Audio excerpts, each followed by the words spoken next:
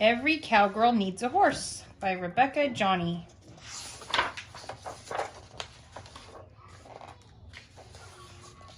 I'm a cowgirl from head to toe, and every cowgirl needs a horse, so I asked for one for my birthday.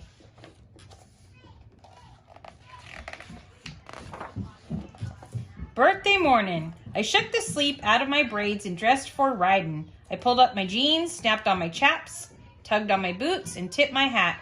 Morning, Nellie Sue, I said to the mirror. Morning, Mama answered.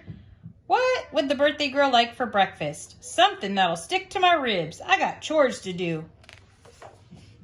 After breakfast, I hosed fresh water into Ginger's trough and moseyed off to muck the stalls in the barn. Outside, I scattered seed for the free-range chickadees. And Mama called out, "Need a little help?" "No," I said. "What I really need is a horse." I wrangled our wagon out of the shed and I piled it high with grass harvested from our own backyard. Only the best for my new filly. Daddy asked, "You need help?" "Nope, but I do need a horse," I told him. Lunchtime came, but my horse had not. Still, I'd worked up an appetite doing chores, and Mama made my favorite chili and beans. After lunch, Daddy hollered, "Time to round 'em up for cake and ice cream." I looped Ginger's leash into a lasso. Yee-haw, we've got herding to do. We circled the block, barking and yelling until we scared up a stampede of kids. One little one broke away, and I almost had to hog-tie him. I threw up my arms and shouted, "I'd do better with a horse." Soon as the herd gathered, Mama passed out Johnny cakes. I strummed my guitar while we all sang happy birthday and home on the range and enjoyed a good time around the campfire. And then it happened. Daddy said, "Hey, Nellie Sue, got a horse here for you." He patted the saddle of a brand new bike. Isn't she a beauty? She has shiny silver coat with a bright pink saddle and a pale pink mane. "Well, are you gonna ride her?" Daddy asked. All eyes were on me. I felt like I swallowed a hay bale. I wasn't real keen on riding a horse with wheels where hooves ought to be.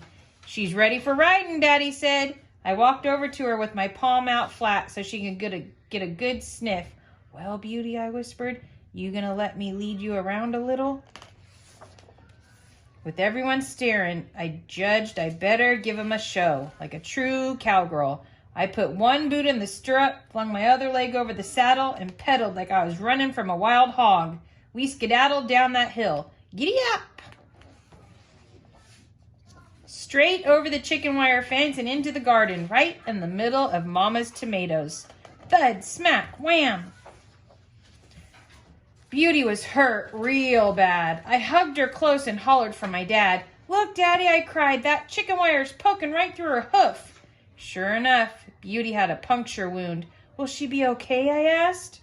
Daddy wrapped up Beauty's wound, pumped her full of medicine, and said, "Well, now she's as good as new." "That girl," I whispered, holding her steady. Beauty seemed taller and wiser too, but maybe that was me getting a little horse sense of my own. "Beauty," I told her, "a real cowgirl always gets back in the saddle. Let's do it." I stuck my boots in the stirrups and gripped the reins. Beauty held her head high and cantered along, gaining speed. My braids blew like kite tails as we galloped down the slope, and I grinned until I could taste the wind. Yes, sir, I'm a cowgirl from head to toe, and all a cowgirl really needs is a horse. And I do have that. The end.